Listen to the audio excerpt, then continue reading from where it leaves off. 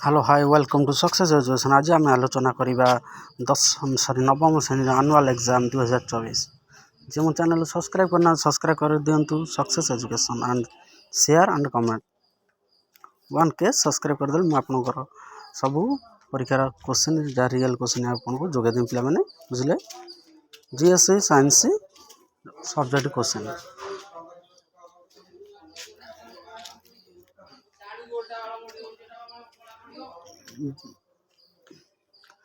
100 to 100% real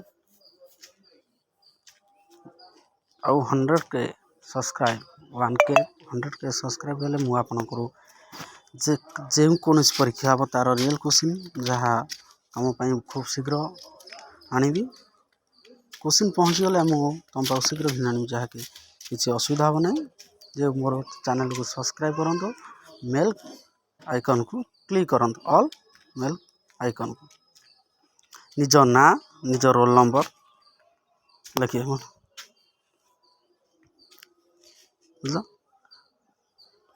object question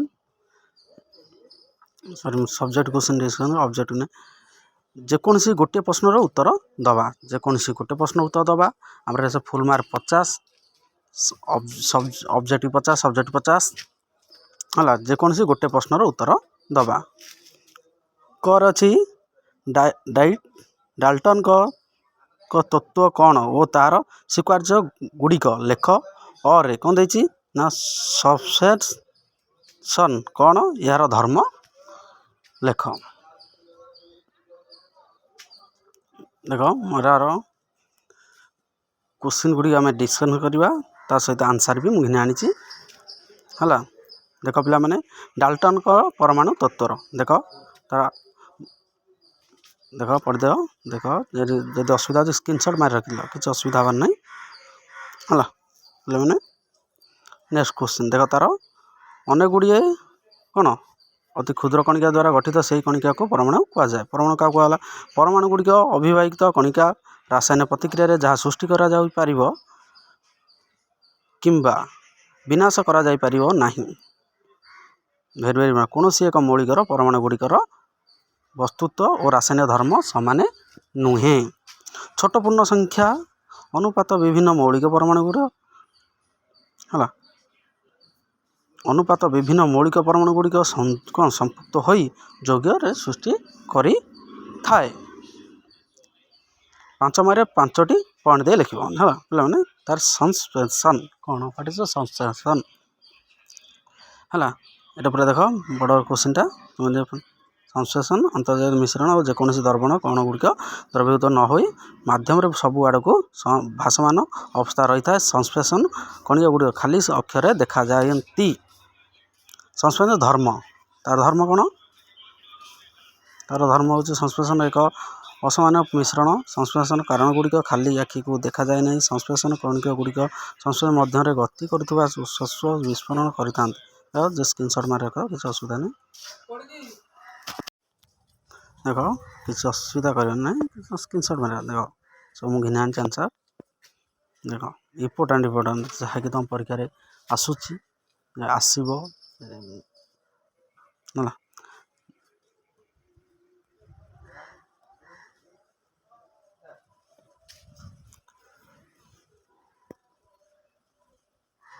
संश्लेषण रहा पात्र गुड़े स्थिर रखिले द्रवण कणिका गुड़े पात्र निम्नलिखित भाष्यमान करते द्रवण गुड़िक मिश्रण परिश्रवण पद्धति के पृथक करा जाय पारे जेकोसी कणिका गुड़िक बसाइबा जेतेबेले संश्लेषण भासी जाए एवं यार आउ आलोक रश्मि को विच्छुरित करि पारे नहीं बुझल पे जो चैनल सब्सक्राइब करना सक्सेस एजुकेशन यूट्यूब चैनल ये सब 5 मार्क क्वेश्चन जहाँकि भेरी भेरी इंपोर्टेंट जहाँकि तुम प्रैक्टिस घरे करगले तुम परीक्षा लिख बुझल पे नेक्स्ट क्वेश्चन न्यूटन का द्वितीय गति नियम रु बल निर्णय कर महाकर्षण बल किपरि निर्णय कर है और अच्छी तृतीय नंबर गोटे प्रश्न उत्तर दबा 3 नंबर देख द्वितीय गति नियम कणिकार सूत्र है मनकर एम वस्तु विशिष्ट गोटे वस्तु एक सरल रेखार सम କଂସୋନାଟ ତ୍ୱରଣ ଗତି କରୁଛି। ମନେକର ୟୁ ଗତି ପଥ ଗୋଟିଏ ସ୍ଥାନ t0 ହୁଏ।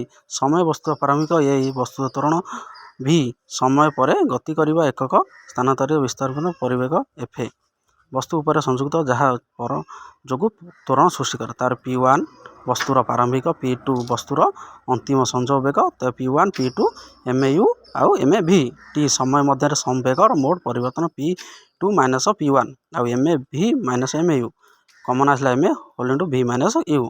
ସମୟ ଅନୁସାରେ ସଂବେଗର ପରିମାଣ ହାରାହାରି ହେଲା m bracket v by q। ତେଣୁ f alpha m whole into v by v minus କ'ଣ u divide by t sorry ସେମିତି f ଏଠି ହେଲା କିଏ ହେଲା କ'ଣ ଧ୍ରୁବକ ରାଶି m whole into v minus q by t ହେଲା। ସମୀକରଣ 1 ଏଟା ସମୀକରଣ 2 k m a ହେଲା। ଯେଉଁ ମଲ୍ଟିପୁଲ୍ ବଜ୍ରଗୁଣ କରିବା ହେଲା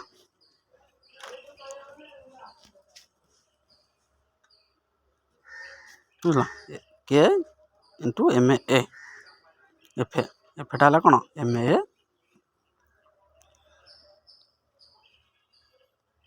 ସାର୍ବଜନୀନ ମହାକର୍ଷଣ ନିୟମ ସାର୍ବଜନୀନ ମହାକର୍ଷଣ ନିୟମ ବିଶ୍ୱର ପ୍ରତ୍ୟେକ ବସ୍ତୁ ଅନ୍ୟ ବସ୍ତୁର ନିଜ ଆଡ଼କୁ କ'ଣ ଆକର୍ଷଣ କରେ। ଏହି ଆକର୍ଷଣ ବଳର ପରିମାଣ ବସ୍ତୁର ଗୁଣଫଳ ସମାନୁପାତି ଏବଂ ସେମାନଙ୍କର ବସ୍ତୁତ୍ୱ କେନ୍ଦ୍ର ମଧ୍ୟରେ ଥିବା ଦୂରତାର ବର୍ଗ ସହ ପ୍ରତିଲୋମୀ ଅଟେ। ଏହି ବଳ ବସ୍ତୁର କ'ଣ ଦ୍ୱୟର ବସ୍ତୁତ୍ୱ କେନ୍ଦ୍ରକୁ ସଂଯୋଗ କରୁଥିବା ସରଳରେଖା ଦିଗ ପରିବର୍ତ୍ତନ ଦେଖ ଚିତ୍ରଟି ଦେଖ ସେହି ହିସାବରେ କରିବ। ବିଶ୍ୱର ଯେକୌଣସି ସ୍ଥାନରେ ଯେକୌଣସି ଦୂର ଆଡ଼କୁ ମଧ୍ୟରେ ଏକ ନିୟମ ପ୍ରଯୁଜ୍ୟ। ଦେଖ କେଉଁ ନିୟମଟା ଏଟା ଆକର୍ଷଣ କିପରି କରେ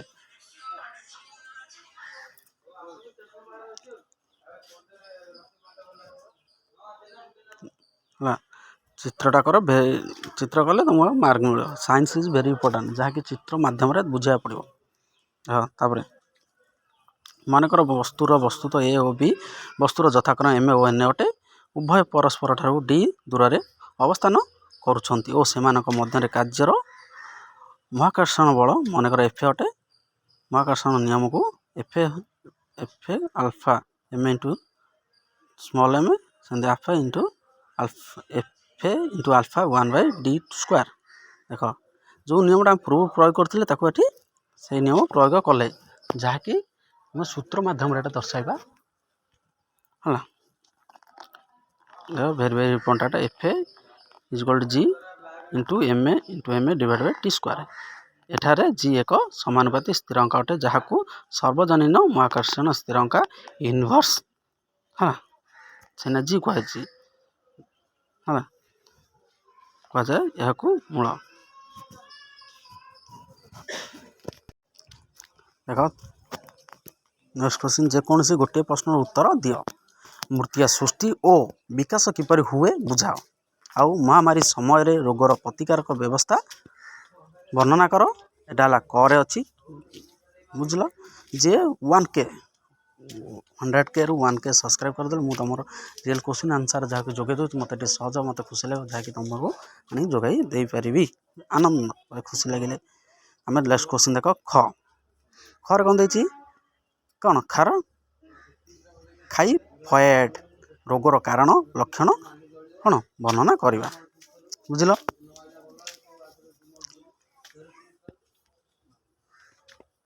ଆଗେ ମୂର୍ତ୍ତିକାର ପ୍ରଥମ କର ଆନ୍ସର୍। ଆମ ସ୍ଥିର ଏବଂ ବିକାଶ ପାଇଁ ମୂର୍ତ୍ତିକା ହେଉଛି ଅନ୍ୟାନ୍ୟ ପ୍ରକୃତ ସମ୍ପଦ। ଆମେ ଆମ ରାଜ୍ୟର ଖାଦ୍ୟ ପୋଷଣ ଇନ୍ଧନ ଏସବୁ ନିର୍ଦ୍ଧାରିତ କରୁଛୁ। ଆମେ ଦେଖୁଥିବା ମୂର୍ତ୍ତିକା ବିଭିନ୍ନ ମୌଳିକ ଭୌତିକ ରାସାୟନିକ ଓ ଜୈବିକ ପ୍ରକ୍ରିୟା ଦ୍ୱାରା ପଥର ବିଘଟିତ ଘଟିତ ସୃଷ୍ଟି ହୋଇଛି। ଲକ୍ଷ ଲକ୍ଷ ବର୍ଷ ଧରି ଏହି କାରକ ଗୁଡ଼ିକ ମୂଳର ପଥର ସ୍ତର ବିଡ୍ ରକ୍ର କ୍ଷତିଗ୍ରସ୍ତ କରିବା ଦ୍ୱାରା ସୃଷ୍ଟି ହୋଇଥାଏ। ଛୋଟ ବଡ଼ ପଥର କଣିକା ଓ ଜୈବିକ ପଦାର୍ଥ ମିଶ୍ରଣ ମୂର୍ତ୍ତିକା ସୃଷ୍ଟି ହୋଇଛି। ଅତଏବ ମୂର୍ତ୍ତିକା ବିଭିନ୍ନ ପ୍ରକାର ଜୈବିକ ଓ ଅଜୈବିକ ପଦାର୍ଥର ଏକ ମିଶ୍ରଣ। ପଦାର୍ଥର କ୍ଷତି ମୁଖ୍ୟତଃ 3 ଗୋଟି ପ୍ରକ୍ରିୟା ହୋଇଥାଏ ଯଥା ଭୌତିକ ରାସାୟନିକ ଜୈବିକ ହେଲା।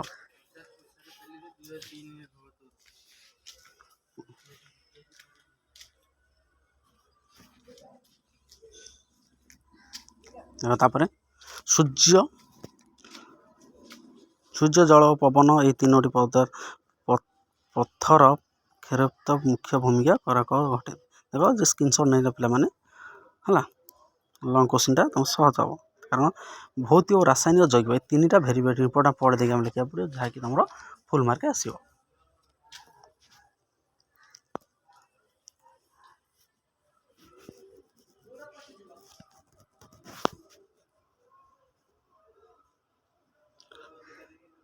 ଏହାଦ୍ୱାରା କ'ଣ ଦେଖ ସବୁ ଲଙ୍ଗ କୋଶ୍ଚିନ୍ ହେଲା ସ୍କ୍ରିନସଟ୍ ମାରି ରଖ ମାନେ ନିଜେ ତା ପଢ଼ି ଗୋଟେ ଗୋଟେ ଲେଖିବାକୁ ଚେଷ୍ଟା କର।